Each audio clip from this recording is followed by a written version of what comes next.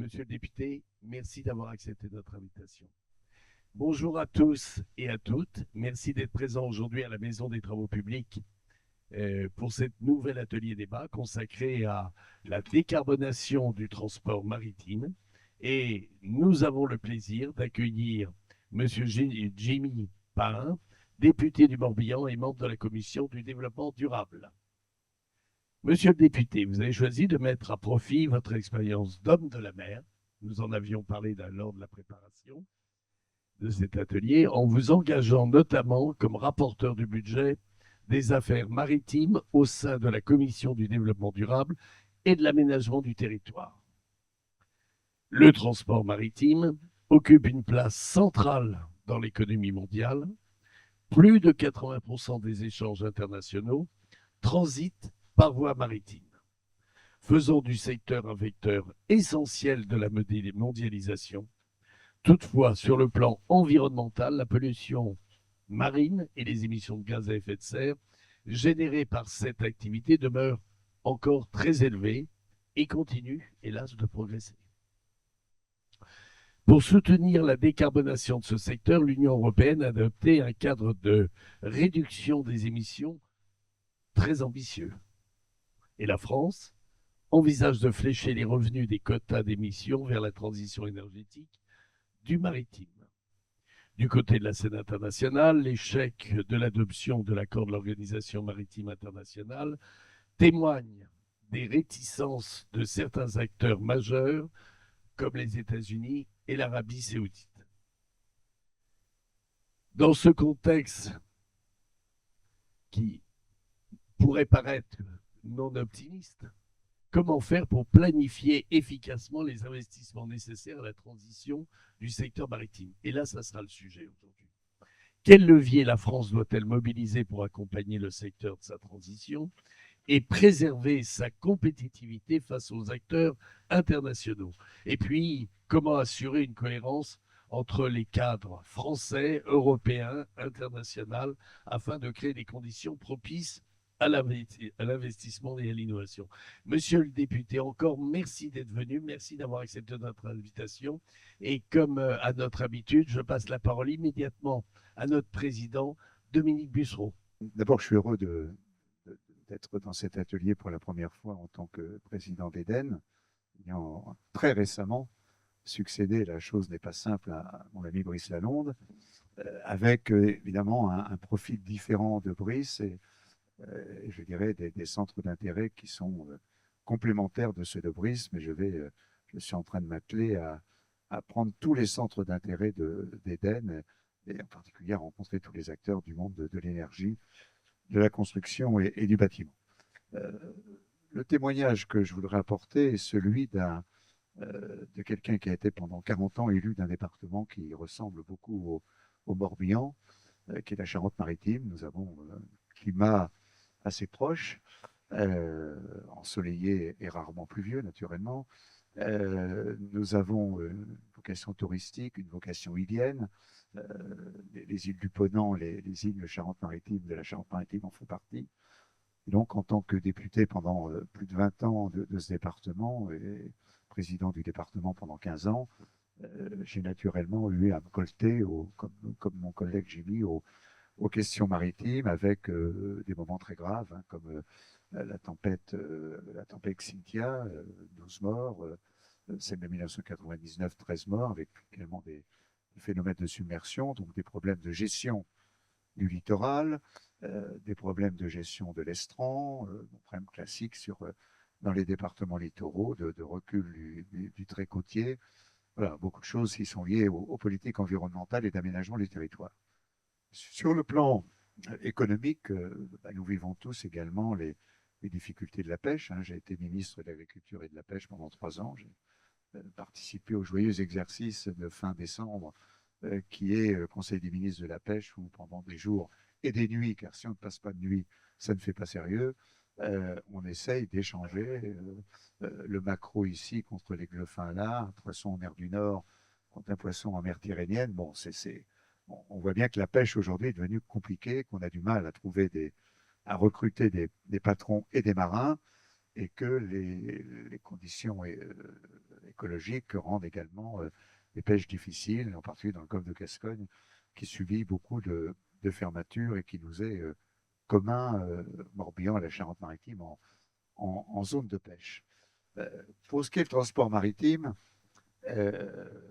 mon expérience est celle d'avoir été ministre des Transports et de la Mer pendant un peu plus de 5 ans, et puis d'avoir été pendant 13 ans administrateur de CMA-CGM, donc d'avoir vécu à l'intérieur d'un grand groupe la manière dont on se posait les problèmes de transition. C'est très compliqué de décarboner les navires.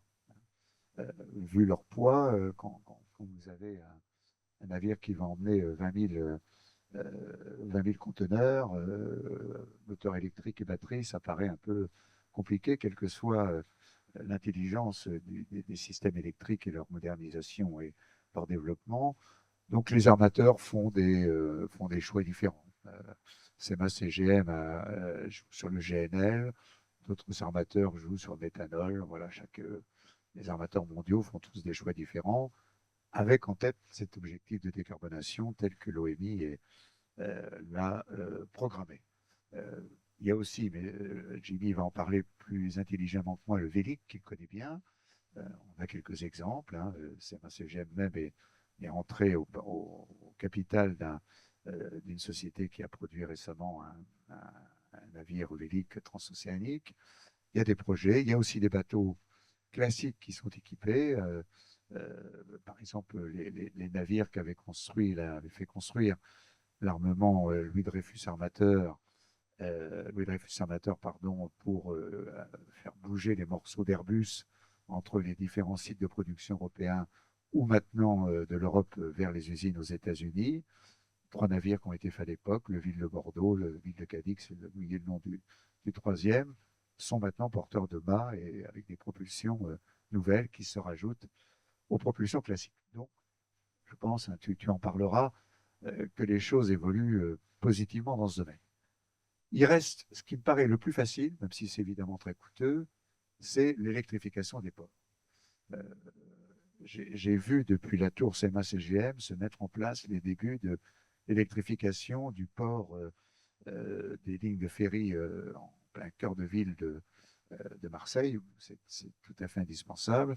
On voit le trafic de ferry de Marseille vers l'Algérie, vers la Corse, vers l'Italie, les trafics de navires de croisière également. On voit bien qu'il est absurde de faire fonctionner des navires sur leur équipement moteur en rade, et en particulier quand cette rade est une rade urbaine. Le projet d'Hervé Martel, qui est un de mes anciens collaborateurs, qui est le patron du grand port maritime de Marseille, c'est évidemment d'électrifier l'ensemble des installations, y compris celles très lourdes et très industrielles du port de Fos. Le projet est le même dans les autres grands ports maritimes français. Il reste les ports décentralisés, soit gérés par des régions, soit par des départements, soit par des syndicats mixtes regroupant plusieurs collectivités locales, où là, évidemment, il faut mobiliser des financements. Mais l'électrification à 100% des ports dans notre pays et dans le reste du monde, et en Europe en particulier, est certainement un objectif atteignable dans des délais relativement raisonnables. Encore faut-il qu'on puisse faire venir les lignes électriques. Et le débat actuellement qui est de la Camargue,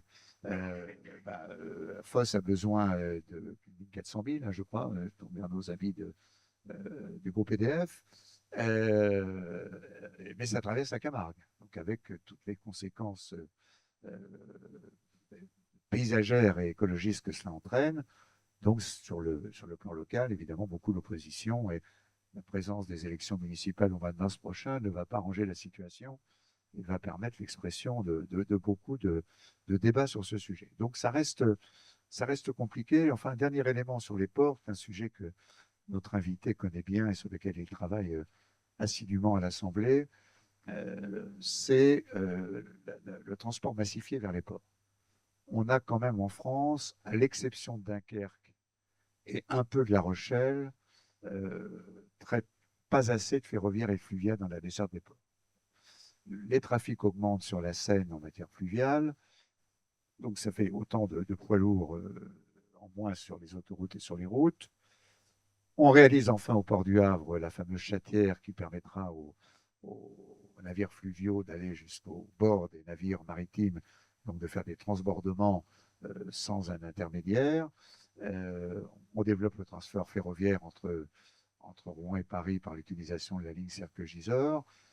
Il n'empêche que si vous regardez la part modale du ferroviaire, malgré la présence du Rhône, à Fos, elle est basse, un peu meilleure à Rouen-Le Havre, bonne à Dunkerque, parce qu'à Dunkerque et Arcelor, donc on est sur des types de transport qui naturellement privilégient le fer, assez bonne, meilleure à La Rochelle, parce qu'on a créé un opérateur ferroviaire de proximité, parce que le trafic de céréales venant de la Beauce et du centre-ouest de la France peut arriver en train jusqu'au port de La Rochelle-Palisse.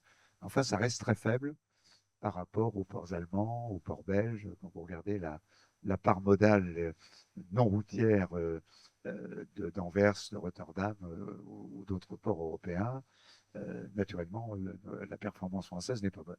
Donc voilà, il y a vraiment beaucoup de pistes. Je sais que l'Assemblée nationale y travaille beaucoup, en particulier la Commission du développement durable. Jimmy Pain va nous en parler. Le CIMER, le comité interministériel de la mer qu'a présidé François Bayrou, a annoncé de belles perspectives, mais malheureusement, l'une d'entre elles, issue des ETS européens, dans le budget, ne sait pas, on ne l'a pas retrouvée dans le budget. Donc on peut espérer que s'il y a un budget, quand il reviendra, peut-être cette part annoncée par François Bayrou, qui était très attendue par le monde maritime, reviendra. Et elle sera utile à la décarbonation. Voilà, donc c'est compliqué, certainement du fait des incertitudes politiques, calendrier parlementaire, mais il y a une vue, je dirais, qui regroupe toutes les formations politiques françaises et tous les gens de bonne volonté, les armateurs comme les ports, les maires des villes portuaires, pour avancer vers la décarbonation du maritime. Et ton témoignage, toi qui es à la manœuvre sur ce point à l'Assemblée nationale, sera évidemment très important et nous t'en remercions par avance. Bonjour à tous et puis merci beaucoup de cette invitation pour vous faire part un petit peu pas de ma vision, mais du travail que nous faisons à l'Assemblée nationale depuis 2017. Et puis ce travail, en fait, il remonte un petit peu avant avec la grande loi qu'on avait faite sur l'économie bleue, qui était une vraie loi de planification et de vision, qui s'est couplée aussi avec l'accord de Paris. Je crois moi, mon sentiment, c'est qu'on a un objectif sociétal, environnemental, mais aussi industriel, qui est d'arriver à tenir nos promesses de ce degré et demi de réchauffement. Ce sera difficile, mais pour 2050. Et je trouve que le monde maritime a vite et crânement pris sa place.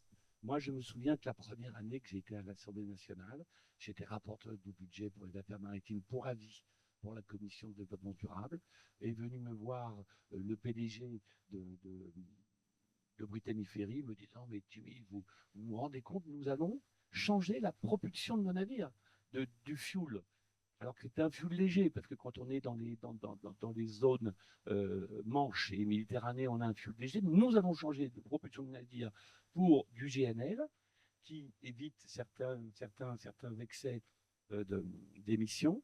Et puis, ça a été même encore plus loin. En 5 ans, 5 ans après, 6 ans après, maintenant, vous parliez d'électrification des quais, monsieur le ministre, Saint-Malo, le Saint-Malo, le ville de Caen, je crois aussi, hein, c'est comme ça qu'il s'appelle, font leur manœuvre de port où, à ce moment-là, on consomme le plus d'énergie, ne le font que sur batterie électrique.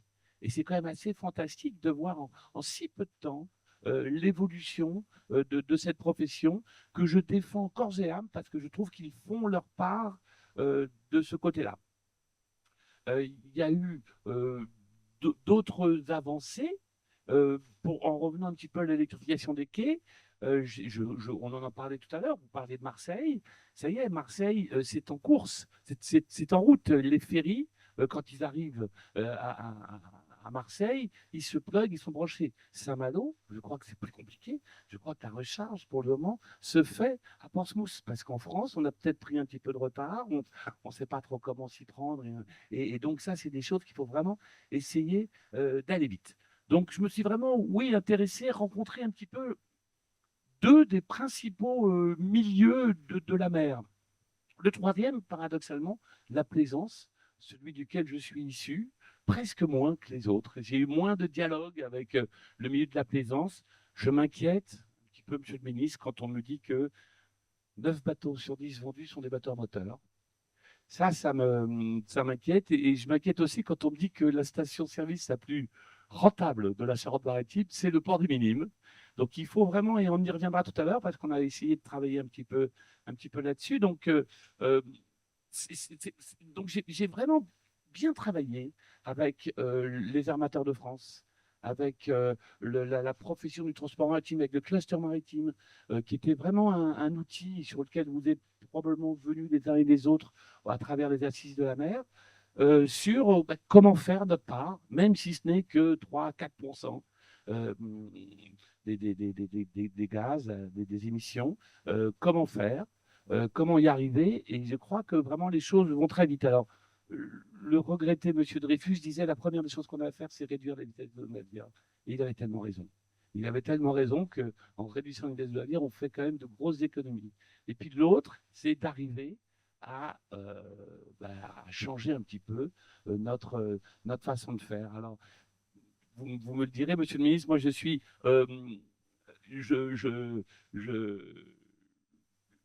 ce sont des sujets que je ne maîtrise pas trop, si vous voulez, mais enfin, celui des fuels, celui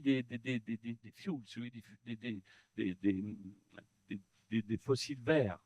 Je me demande si on n'a pas d'abord à essayer de s'occuper d'abord de ce qui est terrestre.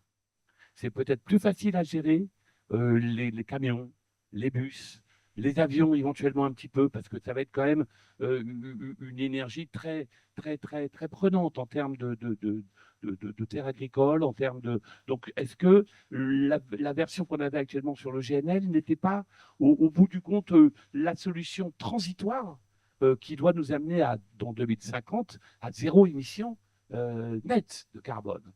Et il y a quelque chose sur laquelle je crois profondément, énormément, c'est la propulsion par le vent. Et je vais au-delà, Dominique, de ce que vous disiez, la propulsion vélique. Je crois que c'est la propulsion par le vent sur laquelle il faut qu'on se serve et sur laquelle il faut qu'on aille de l'avant.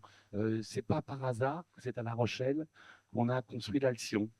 Et le commandant, le navire du commandant Cousteau, avec, vous savez, avec son rotor, avec cet effet Magnus, je crois vraiment que ce sont des choses sur lesquelles il faut qu'on mette le paquet. Ce ne sera jamais, on n'avancera jamais uniquement avec le vent sur des gros porte-containers de 200 000, de 200 000 ou de 20 000, de 20 000, de 20 000 watts, mais ça permettra, là encore, de réduire la vitesse. Et nous, en France, on a une histoire, un savoir-faire, un avantage sur les autres, c'est ce que je crois être sur le commerce transatlantique et transocéanique de valeur ajoutée. Quand je dis valeur ajoutée, c'est le café, c'est le chocolat, ce sont les épices, ce sont le rhum, ce sont des produits des bagages de luxe.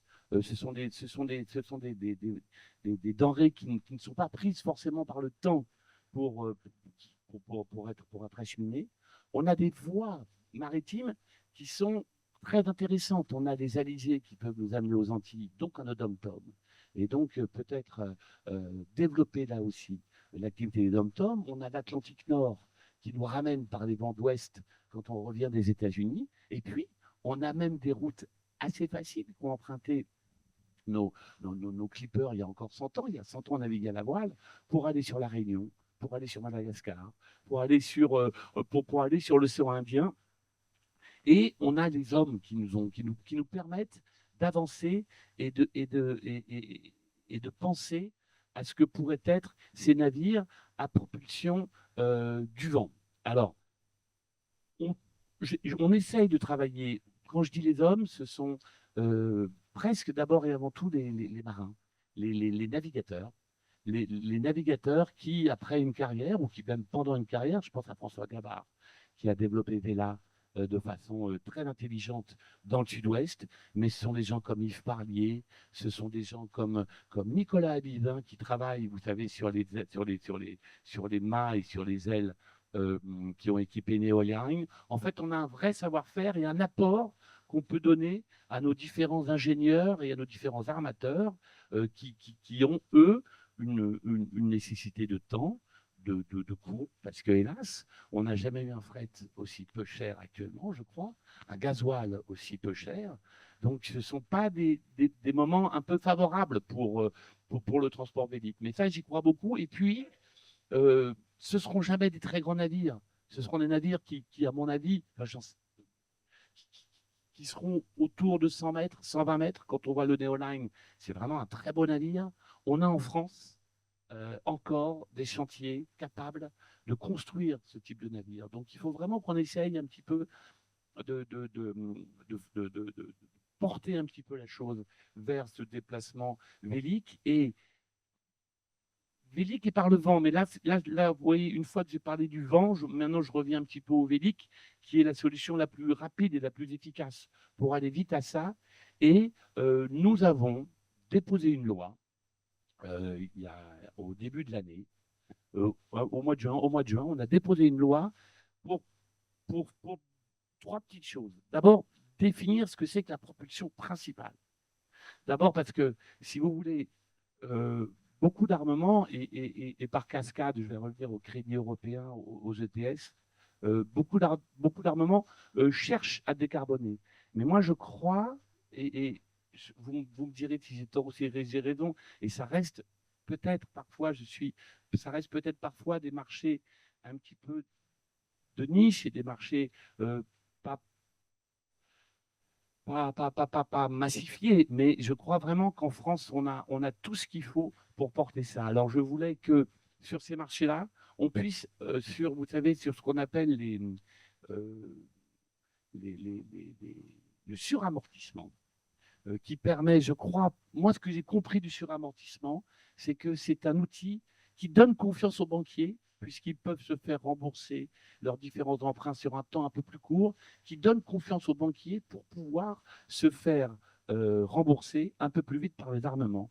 Et donc, on a passé un dernier amendement au projet de loi de finances qui arrivait un petit peu à aider et à financer les navires qui seraient propulsés essentiellement par le vent. Et c'était un suramortissement qui était un petit peu plus supérieur au suramortissement qu'on pouvait déjà donner à tous les navires de commerce. Donc ça, c'est la chose qu'on a faite au projet de loi de finances, mais vous savez que la situation politique est difficile. On a un seul objectif. C'est pas dans M. Bussereau que je vais le dire, mais je crois qu'on a vraiment comme objectif et comme volonté d'arriver à passer ce budget, d'arriver à trouver des solutions, de trouver des compromis, des budgets qui ne satisferont personne, mais des budgets qui montreront à nos citoyens que nous sommes capables de travailler pour la France. Et ça, je crois que c'est vraiment important. Donc, qu'est-ce que va devenir cet amendement? Je n'en sais rien. C'est Madame Girardin qui le porte encore au Sénat. J'espère qu'on va y arriver. Ça, c'est une première chose sur laquelle on est arrivé avec la reconnaissance propre de la propulsion par le vent et qui aiderait un petit peu nos armements, parce qu'on a déjà des armements qui naviguent, hein, que ce soit Toth, que ce soit Zéphyr et Boré, que ce soit Neoline, et on a d'autres à venir. C'est vraiment eux qu'il faut qu'on arrive à mettre en avant pour notre savoir-faire français. Puis les deux autres choses qu'on n'a pas réussi à passer dans le projet de loi de finances et qui sont un petit peu, qui étaient un petit peu les promesses du comité interministériel de la mer qui avait eu lieu, je crois, à Saint-Nazaire au mois de juin dernier, c'est ces fameux ETS, ces crédits carbone européens, ou la filière maritime. Et là, quand je dis la filière maritime, j'englobe toute la filière maritime, c'est-à-dire les bateaux, les ports et puis et puis l'avenir. Et la ministre Montchalin a été très claire là-dessus, et vous m'expliquez peut-être, Dominique, pourquoi. Ce n'était pas quelque chose que nous pouvions passer en partie 1 de la loi de finances. Donc, au banc, elle nous a bien rassuré que ces ETS du maritime reviendraient au maritime. Donc cette année, on part sur une enveloppe de 90 millions.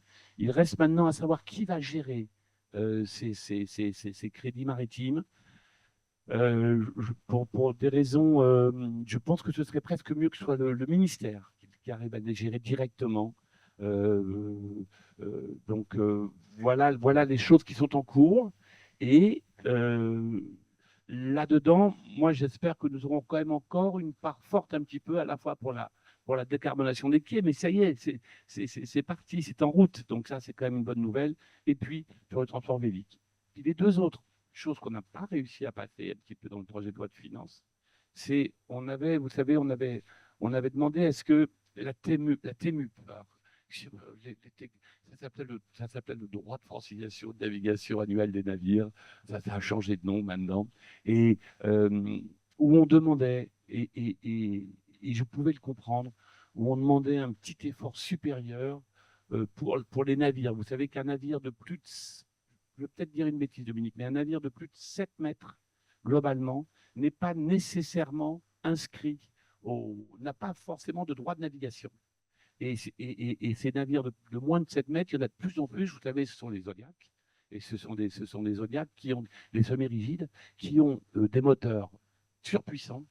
Et on demandait justement à ce que cette taxe de 110 kW, parce qu'on ne parle plus en chevaux, 110 kW qui était à peu près un moteur de 160 chevaux, puisse participer un petit peu à l'effort de la nation. Donc ça non plus, on n'a pas réussi à le passer. Je ne sais pas comment la chose va continuer à se faire. Ce n'est pas un amendement principal, à mon avis, du PLF, donc peut-être qu'il arrivera à passer entre les mailles, mais je crois que c'est un effort à demander. Et puis la dernière chose qui avait été aussi donnée un petit peu sur le CIMER, je vous avais dit que je m'étais bien investi avec tout de suite le monde du commerce et le monde du transport maritime. Ça a été un peu plus difficile avec le monde de la pêche, qui est un monde difficile. Si vous voulez, je suis peut-être vieux jeu, hein, mais les navires à hydrogène et tout, ça va être très difficile à mettre en place. Ça va être très compliqué à mettre en place. Je me suis battu pour que, vous savez, sur la Coupe de l'Américain, il y avait dans le cahier des charges que le navire, ce qu'on appelait le mothership ou le tendership, soit à propulsion hydrogène. Et on a réussi, avec une technologie française, à en fabriquer un pour la France, et c'était un premier prototype. Néanmoins, pour que ce soit maintenant fait en grande série, ça va être difficile. Donc là, pour la pêche, je pense peut-être qu'il y a d'autres moyens. On sait que quand un chalutier consomme 9 litres de gasoil, un fileyeur ou un caseyeur n'en consomme qu'un. Donc il y a peut-être petit à petit, alors petit à petit, sortir d'une pêche qui est très consommatrice en énergie pour aller filer des filets ou mouiller des lignes. Et voilà, ça, ce sont les choses auxquelles je crois, moi, beaucoup, pour qu'on arrive un petit peu à réduire un petit peu nos différentes consommations. Donc voilà les choses qui ont été engagées. Les promesses du CIMER, je peux vous dire que vraiment, elles sont prises à bras-le-corps par les armateurs de France, par le Parlement. Et vraiment, c'est vraiment l'objectif. Et je crois que ces fameux ETS doivent aller crescendo au fur et à mesure du temps. Il y a aussi une lourdeur, monsieur le ministre, administrative. On avait eu la promesse d'un fonds de décarbonation qui était mis en place par CMA-CGM. On est passé par BPI France, on est passé par je ne sais pas qui, je ne sais pas quoi. On a fait des bêtises et on en fera encore. Je sais que moi, si vous voulez, on a dans ma circonscription, on a fait une barge ostréicole électrique. Une barge ostréicole, ça coûte 50 000 euros. Celle-ci, on a coûté 5 fois le prix. Mais c'est le prix à payer pour aller vers les techniques de demain. et puis mais qu'on s'en serve bien et tout. Moi, j'aurais rêvé que chaque parlementaire qui le souhaitait puisse suivre un dossier très particulier.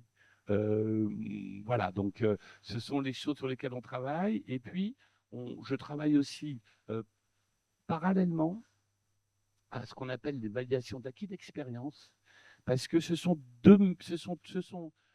trois corporatismes très différents. La marine de commerce. Mon père était capitaine de Montour. Donc la marine de commerce, la pêche, la plaisance. Néanmoins, je pense que de la plaisance à la marine de commerce, et essentiellement sur le transport maritime à la voile, il y a peut-être des passerelles à faire et des secondes carrières pour beaucoup de marins qui auront été équipiers, qui auront travaillé sur les navires, pour apporter un petit peu à nos équipages de commerce j'allais dire un savoir-faire, un savoir-faire de la gestion d'un bateau qui est propulsé par le vent. Voilà les choses sur lesquelles on avance à l'Assemblée. Alors cette proposition de loi Vélic, elle est dans les tuyaux. Je ne sais pas comment arriver à convaincre. Enfin, il faut que j'aille en parler moi à mon groupe politique. Et là, je ne suis pas le premier co-signataire.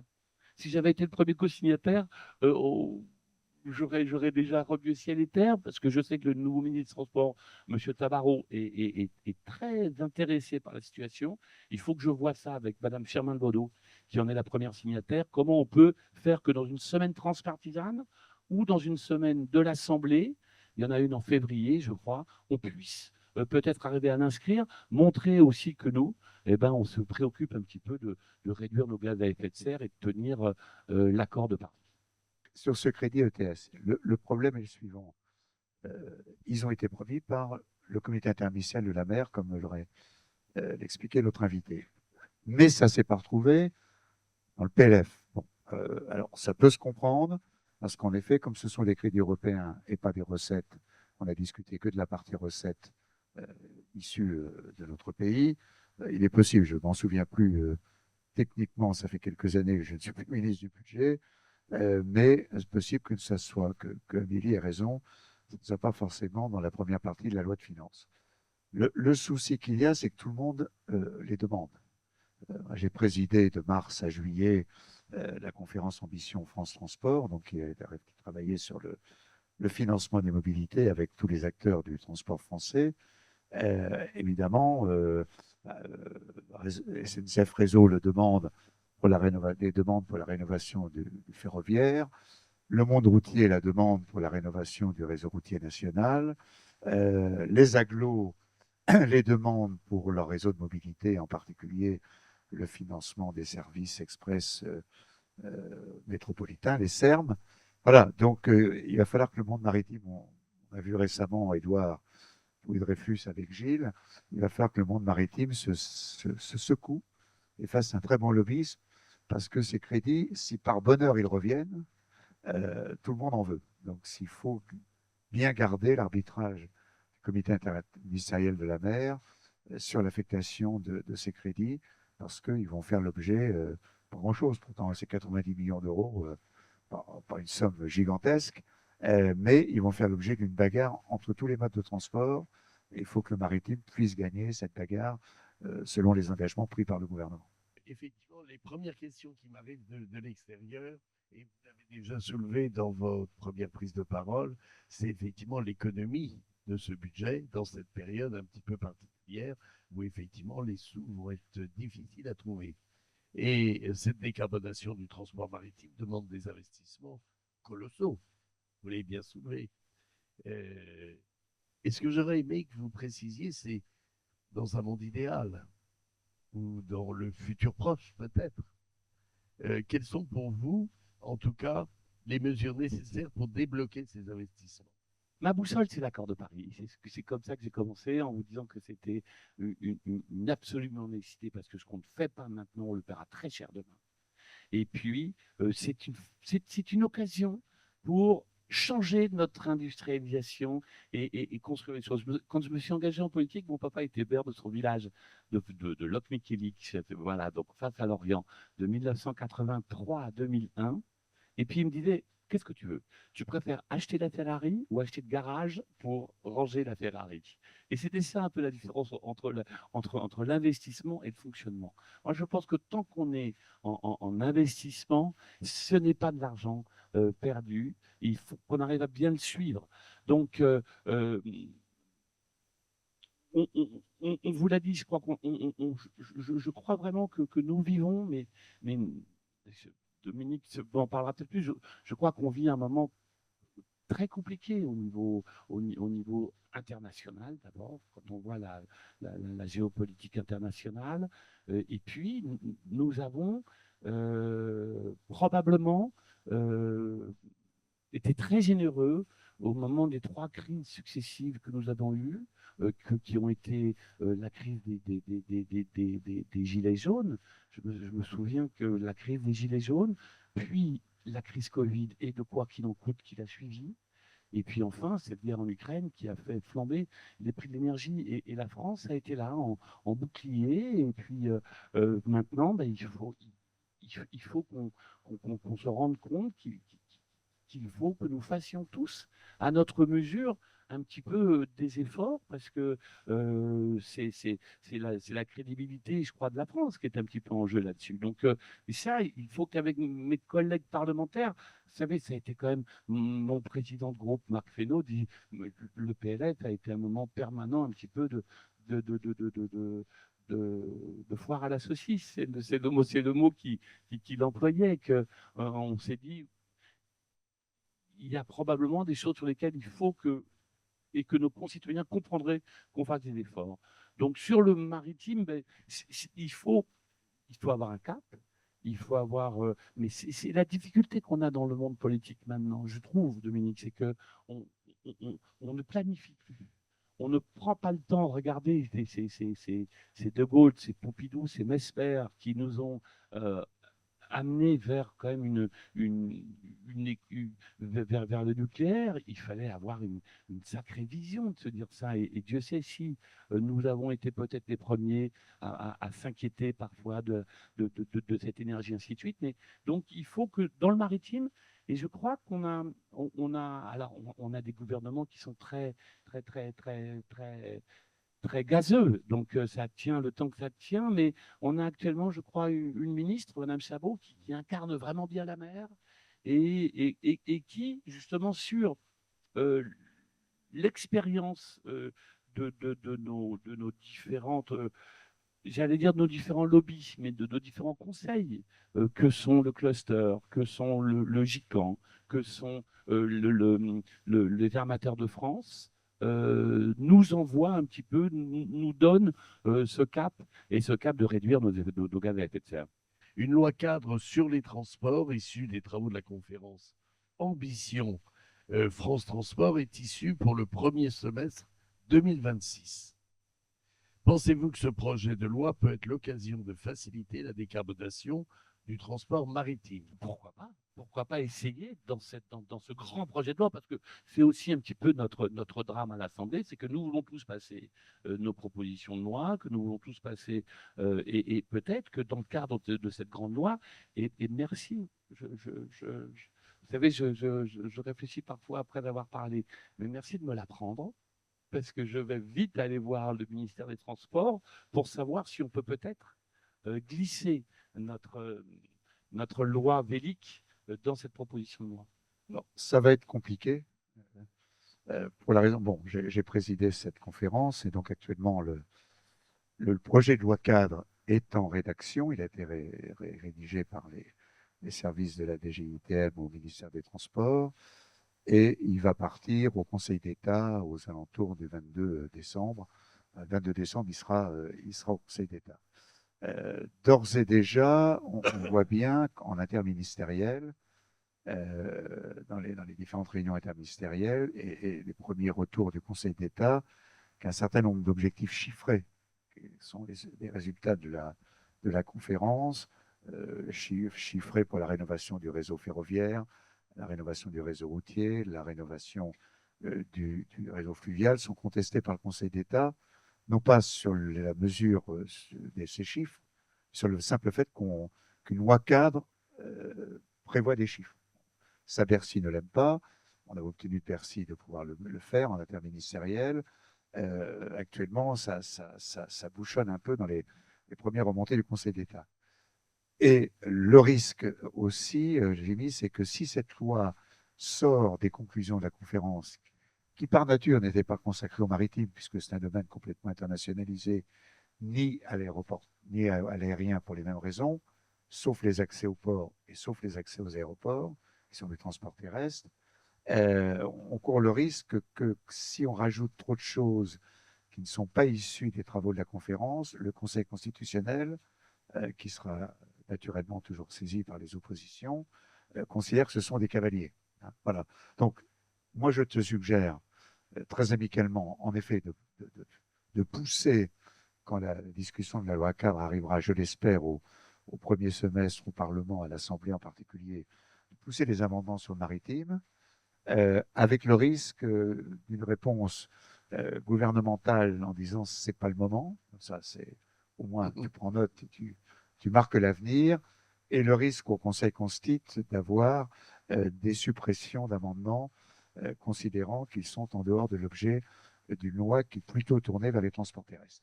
Mais la suggestion qui a été transmise par Gilles est intéressante parce que ça permet au moins, à minima, d'ouvrir le débat. Merci Gilles, dernier arrivé, premier à poser une question. Ah oui, ancien parlementaire, François Michel Lambert, notamment auprès de. J'étais pas avec toi Dominique, mais j'étais notamment avec Jimmy, et plutôt expert autour des questions de l'économie circulaire. Aujourd'hui, travaillant beaucoup sur les scénarios ADEME, et ce sera peut-être le sens de ma question. L'ADEME qui relance ces scénarios, le Haut Commissariat au plan France Stratégie qui lance des travaux prospectifs pour penser 2035-2050.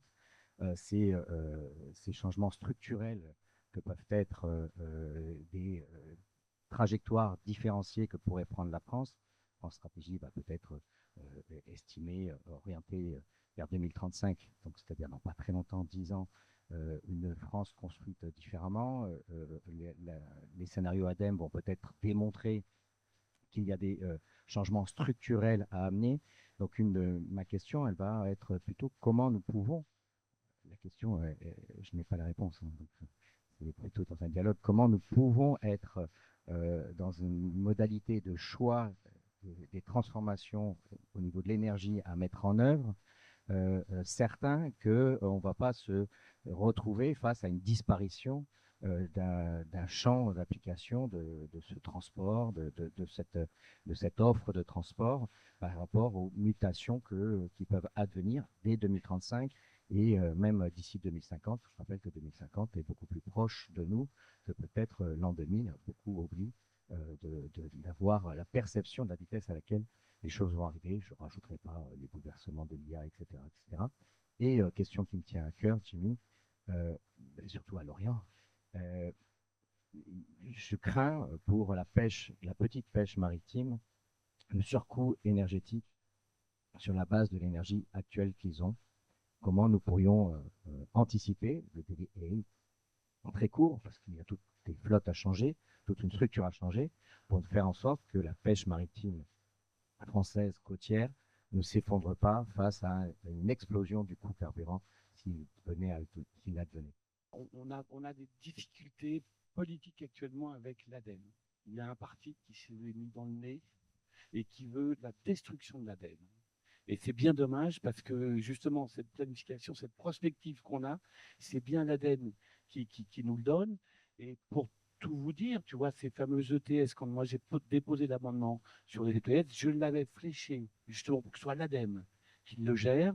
Et puis, je n'ai pas osé le dire dans mon exposé des motifs. Il n'empêche qu'un député du Rassemblement national ne doit pas les lever en disant si c'est pour l'ADEME, nous voterons automatiquement contre. Donc ça, il y a tout le travail et c'est aux collectivités de dire à ces parlementaires combien l'ADEME les aide dans leur transition énergétique. Sur la pêche, je crois que ce sera... Alors, ça a été mon premier métier d'être parapêcheur.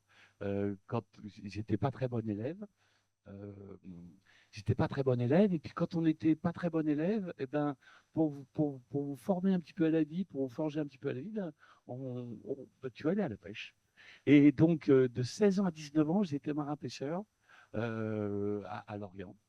Et à l'époque, nous partions pour 4 jours en mer. Nous partions pour 4 jours en mer. Soit on partait le mardi pour venir le samedi, soit on partait le mercredi pour venir le dimanche. Nous vivions sur place, c'est-à-dire qu'on mouillait le soir. Alors c'était à Belle-Île, donc c'était quand même un lieu absolument magnifique. Et puis on ramenait notre pêche à la fin de la semaine. Maintenant, les mêmes bateaux qui faisaient le même métier que nous font la route tous les matins. Enfin, tu vois, partent généralement vers 3 heures du matin pour revenir en milieu d'après-midi pour faire la vente de 3 heures et repartir en mer. Donc ça, il y a peut-être des choses à organiser pour faire des économies de carburant. Nous, puis aussi, ce qui est important, c'est de valoriser aussi un petit peu la production et de valoriser la ressource. Dans la proposition de loi que j'avais déposée, parce que je mettais beaucoup d'espoir dans l'UNOC, pour qu'on puisse avancer un petit peu sur des choses un petit peu nouvelles. Je suis très favorable, je sais Dominique que c'est difficile, mais je suis très favorable aux zones de protection strictes.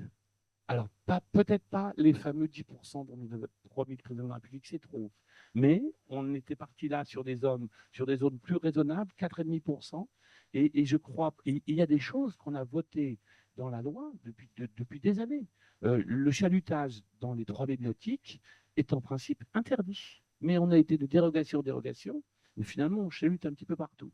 Moi, je voudrais que dans les 12 milles nautiques, c'est-à-dire dans nos eaux territoriales, on interdise les navires de plus de 25 mètres pour justement favoriser un petit peu la petite pêche artisanale euh, et puis qui valorise le poisson, qui nous permet vraiment de vendre le poisson plus cher. Un poisson de digne, un poisson de filet n'a rien à voir avec un poisson de chalut. Donc, c'est des choses sur lesquelles j'essayais, moi, de travailler un petit peu dans cette proposition de loi. J'essayais aussi de revenir un petit peu à ce qui marchait très bien. Vous savez, c'était un petit peu les quartiers des affaires maritimes, avec l'inspecteur des affaires maritimes qui allait sur le quai le matin, dialoguer avec les pêcheurs, échanger avec les pêcheurs. Maintenant, je crois que c'est compliqué quand on est pêcheur. Ben, on a quasiment plus, tu vois, le bureau des affaires maritimes, c'est par téléphone, c'est par Internet, c'est par ceci, c'est par cela. Il y a plus le contact direct. Et c'est des choses sur lesquelles moi j'avais essayé un petit peu d'avancer, d'évoluer aussi un petit peu sur les fameuses organisations de producteurs, tu vois, sur les OP, parce que l'antériorité des navires de pêche, il y avait peut-être une nouvelle façon de les redistribuer à des poissons à des navires un peu plus vertueux en termes de consommation. Je ne crois pas qu'on arrivera. Mon père, encore à nouveau, euh, on n'a jamais vu son enveloppe de mer revenir à la maison parce qu'il s'était lancé dans une aventure folle en 1980-81. Ils avaient essayé c'était la première crise pétrolière, et puis ils avaient essayé de redémarrer la pêche à la voile. De redémarrer la pêche à la voile, ils avaient construit 3 tonniers, trois ligneurs, et puis je crois que ça leur a coûté une fortune à tous ces gens-là, à commencer par les pêcheurs qui avaient investi dedans. Et donc, c'est difficile de pêcher à la voile, quoi. C'est difficile de pêcher à la voile. C'est peut-être possible de revenir et d'aller sur le lieu de pêche un petit peu aidé par la voile. Mais je crois qu'on a besoin d'agilité quand on est à la pêche. Et voilà ce qui rendra un petit peu, je crois, la transition du produit. Mais là encore, tu sais, au Guilvinec, il y a un jeune armateur, je crois, lui, il avait pris le risque d'investir dans un navire à hydrogène. C'est ces gens-là qu'il faut qu'on essaye d'aider, qu'il faut qu'on essaye de porter, et puis leurs échecs seront leurs victoires, et il ne faut que les remercier d'y aller. Donc, je crois qu'on se raconte beaucoup d'histoires, enfin, excusez-moi, hein, tu vois, je crois qu'on se raconte beaucoup d'histoires quand on dit qu'on va décarboner la flotte de pêche. Chez Équilibre des énergies, l'énergie est l'énergie est au centre, autant dans le bâtiment que dans le transport et dans la mobilité. Et nous avons donc les fournisseurs d'énergie. Et ils sont ici aujourd'hui présents avec le groupe EDF. Il y aura peut-être des questions qui vont aller dans les deux sens, car dans votre première partie, Vous avez soulevé tous les deux votre regard et votre problématique sur les infrastructures et les problèmes de raccordement. Donc peut-être que le groupe EDF pourra vous répondre après qu'il ait posé sa question.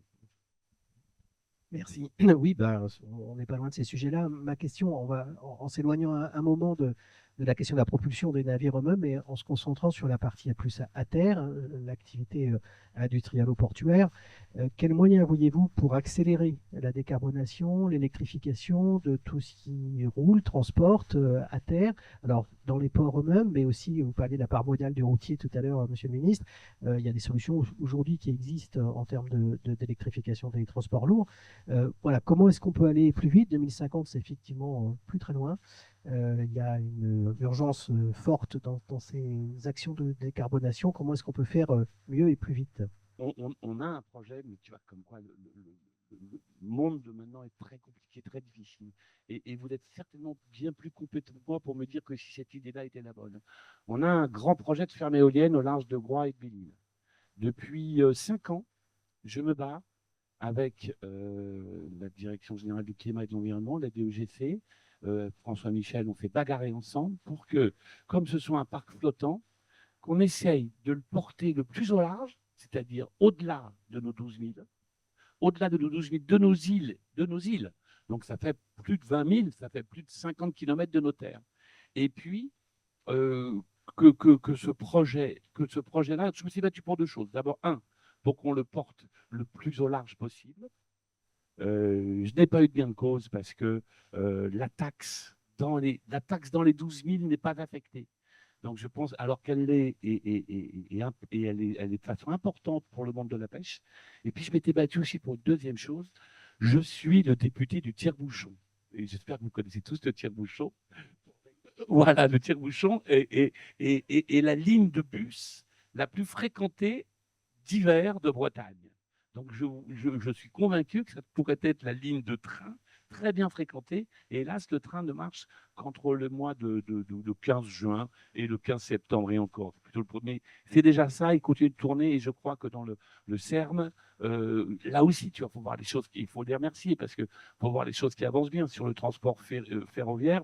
Nous avons eu en mois de septembre 17 lignes quotidiennes de trains supplémentaires sur l'axe Redon-Quimper. Donc les choses avancent, il faut voir les choses. Donc pour en revenir à notre question, donc moi je me suis bagarré vraiment beaucoup pour qu'on puisse le porter le plus au large possible parce que ça va quand même être des mâts de près de Tour Eiffel, c'est 300.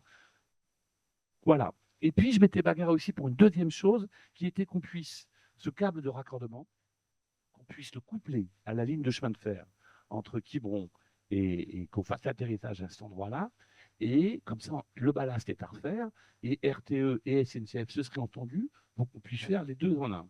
Tout ça, ça nous aurait amené, et c'est là où vous allez m'aider, parce que c'est là où vous en saurez bien plus, on avait un avenir en hydrogène vert qui aurait pu devenir une station importante de production d'hydrogène vert sur l'Orient, parce qu'on me disait que quand nos éoliennes en mer, Dominique, vous me reprendrez si je ne bêtise, mais je crois que l'efficacité de l'éolien est doublée par rapport à l'efficacité terrestre, parce qu'il y a toujours, avec les brises thermiques, avec le vent, il y a toujours un moment ou l'autre dans la journée. Donc on allait, je crois, presque... le parc éolien de Saint-Nazaire fournit 25% de l'énergie ligérienne. Le parc de Saint-Brieuc fournit près de 10% d'énergie bretonne. Bretagne qui n'a aucune énergie. Donc ce sont des énergies qui non seulement sont des énergies d'avenir, où on a créé des vraies filières en France. On a un vrai savoir-faire dans nos stations relais, et il faut continuer. Donc j'étais persuadé qu'on allait arriver à mettre en place rapidement cette solution pour que, quand le réseau est fourni, on puisse fabriquer de l'hydrogène vert. Mais je suis loin d'avoir les conséquences et vous me répondrez à mes questions. Mais on a un tel Vous voyez, on en est arrivé. Moi, j'ai essayé de convaincre mes préfets successifs, de leur dire, essayons de porter un peu plus loin, essayons de montrer à la population qu'on est terre à terre. Hier encore, j'ai envoyé un petit SMS à ma sous-préfète, lui disant, écoutez, est-ce que je peux vous aider? Parce que il se trouve que toutes les communes de Quiberon jusqu'à Erdeven, pour l'instant, et je ne parle pas de Bédine, se sont opposés maintenant au projet. Et donc ce projet, alors, il me semble que le kilowattheure, c'était un drôle de projet. Je crois que vous êtes, je crois que c'est Oléron qui n'a pas eu on n'a pas répondu à l'appel d'offres d'Oléron. Donc il y a un vrai, pour vous, il y a un vrai problématique de vision, de cap, de planification. Et je crois que le kilowattheure de Lorient, enfin, du parc de l'AO5, a été vendu à un prix très, très, très raisonnable, trop raisonnable pour que les choses avancent, d'autant plus que ce sont quand même des technologies qui n'existent pas vraiment encore, hein, ce flottant et tout, et qu'il fallait vraiment développer. Mais on vit dans et c'est ça qui m'inquiète, c'est qu'on vit dans ce moment de flottement, où on n'arrive pas à décider, où tout le monde donne un peu son avis et que le pouvoir politique, dont c'est notre job, n'arrive pas à nous amener dans des directions alors que plein de choses ont été faites. Je voudrais juste dire un mot, deux mots complémentaires. Un, pour électrifier les ports, il faut des investissements massifs. Quand on est dans les grands ports maritimes français, on les connaît, Dunkerque, Nantes, Rouen, Le Havre, Bordeaux, Marseille. Bon, on peut penser qu'avec la puissance financière de ces ports qui deviennent de plus en plus des zones industrielles, la fosse, l'activité industrielle dépasse maintenant largement l'activité portuaire, on trouvera les financements. Faut-il encore pouvoir amener l'énergie? Je citais le problème de la ligne à très haute tension qui doit traverser la Camargue pour aller jusqu'à Fos. Quand on est dans les autres ports, ports régionaux, ports départementaux, style Bayonne, Lorient, Rochefort, enfin, il y en a 7, etc., qui tous se développent bien en termes de trafic, tous se développent bien. Là, évidemment, on est dans des financements où l'État départementaux, des financements intercommunaux. Voilà. Et donc là, il va falloir vraiment pousser les feux parce que on risque d'avoir une France portuaire à deux vitesses. Des grands ports électrifiés, et tout le réseau des ports intermédiaires, y compris les ports de pêche, sans parler des ports de plaisance. Hein, le port de La Rochelle, c'est 8000 anneaux, hein, c'est le plus grand d'Europe. Et là, il y a beaucoup à faire. Voilà, donc il y a le risque des deux vitesses. Et là, les grands fournisseurs d'énergie comme le groupe EDF peuvent naturellement aider à trouver les solutions ou les solutions intermédiaires pour aller au point final. Sur l'éolien en mer, bon, il y a des exemples de flottants. Hein, maintenant, il y a plusieurs champs flottants qui sont en France, enfin, autour de notre pays. Il y a quand même beaucoup de difficultés liées au très mauvais management, non pas par les fournisseurs d'électricité ou ceux qui veulent gérer ces champs, un très mauvais management de l'État. Je prends l'exemple de l'île d'Oléron dans mon département. Il y a 10 ans, on nous propose de l'éolien en mer à 20-30 km d'Oléron, non flottant, enfin l'éolien en mer classique. Et là, formidable, tout le monde était d'accord. Hein, les pêcheurs, les élus, le grand port maritime de La Rochelle, pour pouvoir pouvoir gérer le trafic industriel lié à l'installation des éoliennes. Tout le monde était d'accord. Il y avait juste un problème, c'est qu'on envoyait ça à un poste source qui était à environ 60 km au sud de l'île de Léron, et qu'il devait traverser des zones littorales protégées, des forêts domaniales, etc. Donc les oppositions étaient uniquement à la sortie de la mer et ensuite sur le terrestre. Le cheminement terrestre, il n'y avait pas de problème particulier. Enquête publique, et là, pendant l'enquête publique, l'État change 2 fois sa copie. Pendant l'enquête publique. Avec un moment, donc le premier champ est repoussé un peu plus loin, bon, ça convenait à peu près tout le monde. Un deuxième champ est envisagé vers l'île de Ré, qui est le 21e arrondissement de Paris, donc pas très malin, pour avoir toutes les oppositions les plus féroces et les plus proches du pouvoir politique, quel qu'il soit. Et puis, on change de poste source. Ça part plus vers le porte-sous existant au nord, au sud. Ça part vers le nord avec de nouvelles traversées, dont des zones urbaines, etc. Moralité. Deux moralités. Première moralité, tout le monde est venu contre. Sauf toujours le grand port pour transporter les éoliennes, les flux, etc.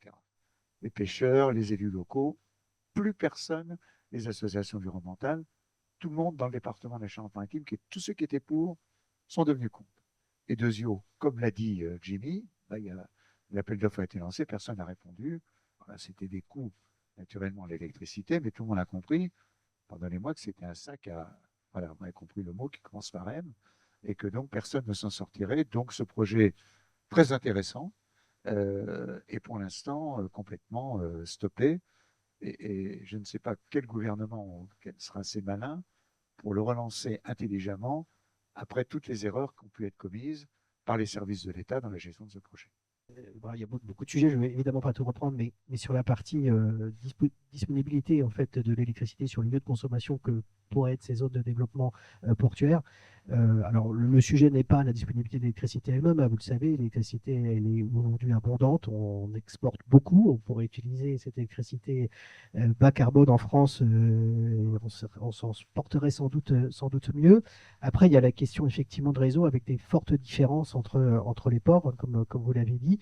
Alors, des différences d'enjeux, de besoins. Fos étant un cas assez explicite sur le sujet, c'est plus facile sur d'autres zones portuaires. Je ne parlerai pas pour RTE et Enedis, bien sûr, mais en tout cas, des solutions existent de raccordement sur ces zones qui n'ont pas la même exigence que celle du réseau de transport. Cette grande perspective d'hydrogène vert qu'on avait avec, c'était un vrai beau projet industriel pour pouvoir électrifier nos ports et fournir de l'énergie ailleurs. Mais alors, je me pose la question, moi, quand vous me dites qu'on a, et c'est ce que me disent parfois mes concitoyens dans la circonscription, ils me disent, mais pourquoi on a besoin d'aller vers des énergies renouvelables alors qu'on exporte de l'énergie? Ça, c'est la question que je vous pose.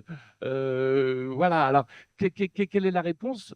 Moi, je dis simplement qu'on va en avoir besoin de plus en plus, je crois, et qu'il faut qu'on sorte de l'énergie fossile. On a en France une électricité bas carbone qui est l'électricité de réseau, auquel, sur ce mix énergétique, les énergies renouvelables, évidemment, apportent leur contribution, hein, la base étant nucléaire et renouvelable. C'est ce qui nous permet d'avoir 99% d'énergie bas carbone dans notre mix énergétique en moyenne. Aujourd'hui, pris en charge dans les perspectives de PPE, et en tout cas sur lequel nous, EDF, on travaille fortement. Comment est-ce que on sort des fossiles et on utilise L'Assemblée nationale rencontre des difficultés pour trouver des consensus entre les différents partis politiques. Sur les questions maritimes, pensez-vous que certains thèmes ou propositions permettent de dépasser ces clivages, et lesquels? Je crois vraiment que le maritime est quelque chose qui est presque transpartisan. Alors avec...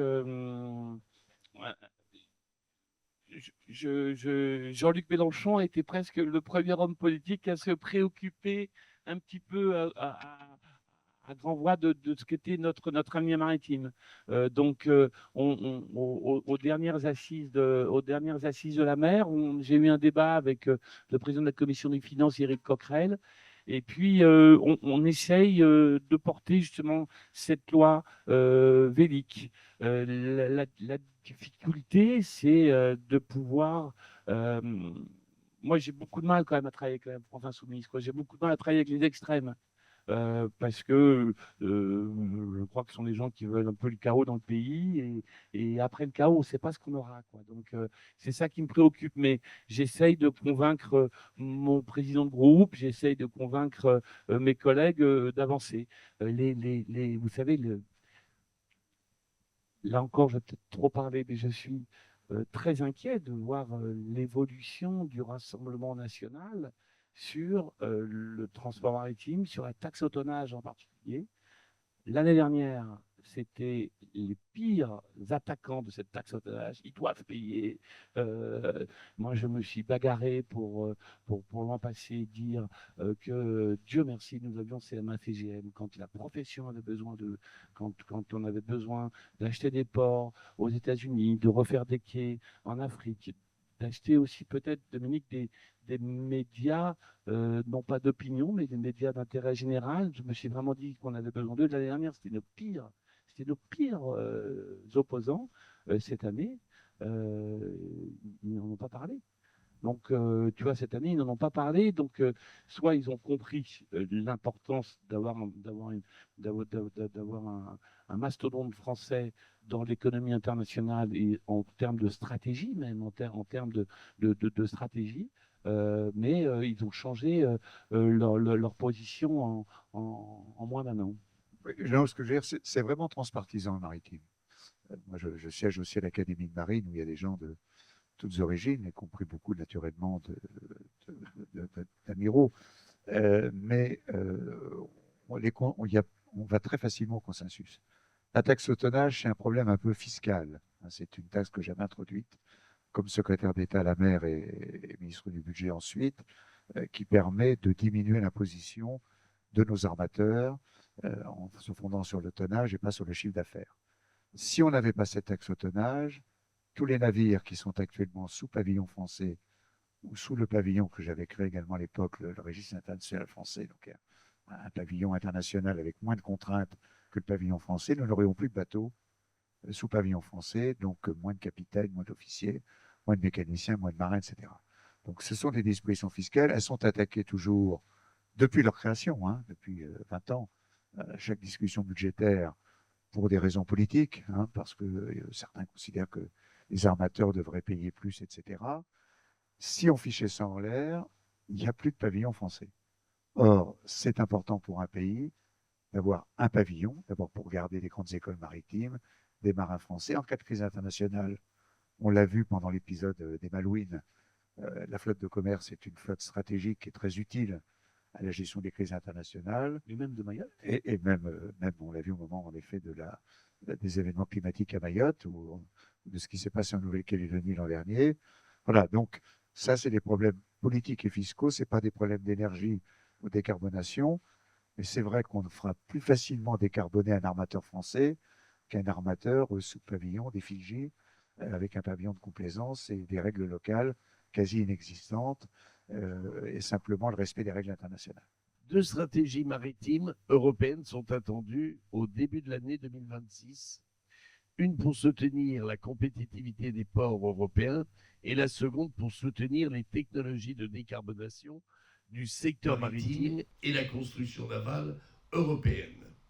Dans quelle mesure les députés français coordonnent-ils les travaux sur la planification de la décarbonation maritime avec ceux de leurs homologues européens?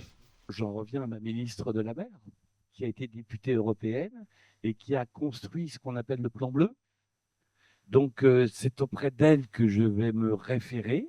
Et c'est triste à dire, vous voyez, vous m'avez appris 2 choses. Donc, cette grande loi sur le transport que je n'avais pas retenue en mémoire, et puis aussi ces grandes mesures européennes sur lesquelles il faut, moi aussi, que j'interroge un petit peu le ministère de la Mer pour leur dire, écoutez, en quoi on peut vous être utile et vous être efficace pour tenir nos objectifs. Voilà. Il n'y a pas de travail en amont entre un Parlement national et le Parlement européen, où les textes sont d'origine européenne et c'est discuté au Parlement européen et dans les différents conseils des ministres, en particulier le Conseil des ministres des Transports en charge de la mer, mais il n'y a pas de travail entre les parlements nationaux et le Parlement européen. Et un parlementaire français, alors on rencontre au Parlement, enfin, moi, l'expérience comme Jimmy, on rencontre nos collègues allemands, nos collègues de tous les pays européens, mais pas sur le travail de la législation européenne, purement un travail des parlementaires européens. Mais le gouvernement français, lui, travaille directement avec le parlementaire européen. Je crois qu'une des forces d'Éden que je découvre avec toi, Jean-Pierre, le président du conseil scientifique, c'est d'avoir la capacité de parler et au niveau national et au niveau européen. Je crois qu'il y a pas mal d'éléments de réponses qui ont été fournis, donc je vais poser 3 questions. La première, c'est Au niveau du problème d'approvisionnement des ports, est-ce que effectivement la solution, ce serait pas de faire en sorte que les ports deviennent des nœuds du réseau de transport d'électricité, ce qui permettrait de se connecter à la fois au parc éolien en mer, et aussi de résoudre le problème de l'électrification des ports. Est-ce que cette solution a déjà été évoquée? Est-ce qu'il y a un schéma directeur qui a été décidé? Et aussi, est-ce que l'ADEME pourrait l'intégrer dans sa stratégie? Parce qu'aujourd'hui, j'en ai jamais entendu parler dans les rapports ADEME. T'es même surpris presque que cet atterrage du câble d'éolienne arrive peut-être au milieu des Landes ou pas loin du bassin d'Arcachon, alors qu'il aurait peut-être été plus efficace en arrivant directement au grand port de La Rochelle, pour qu'on puisse directement. C'était la même question à Lorient. Moi, quand on m'a présenté ce projet de parc éolien à O5, je me suis dit, mais il faut que ça aille directement à Lorient. Eh ben non, ça passe. En plus, il y avait une ligne de 200 000 volts, c'est ça? Il y a une grande ligne qui fait le sud-Bretagne, qui était raccordée bien plus près de Lorient que d'aller jusqu'à Pluvigné comme on l'a été. Je crois que je crois que les élus d'Orientais ne voulaient pas, alors que tout les amenait un petit peu à ces choses-là. Moi, je me suis beaucoup bagarré, alors que tu sais qu'on a eu des moments quand on a eu, c'était Madame, la ministre enfin, moi, je me suis beaucoup bagarré, si tu veux, pour que les atterrissages, par principe, n'arrivent pas sur les zones conservatoires de littoral. Je m'étais bagarré là-dessus, voilà. Et donc, et ben, même là-dessus, je n'ai pas réussi à gagner, à avoir gain de cause. Je ne sais pas au bout du compte. Ça atterrissait même parfois dans les parcs naturels marins, hein. Voilà, donc c'est une raison de plus pour que ça ne marche pas. Alors, la dernière question. C'est pas la faute du gestionnaire des réseaux, c'est la faute de ceux qui ont bâti les projets.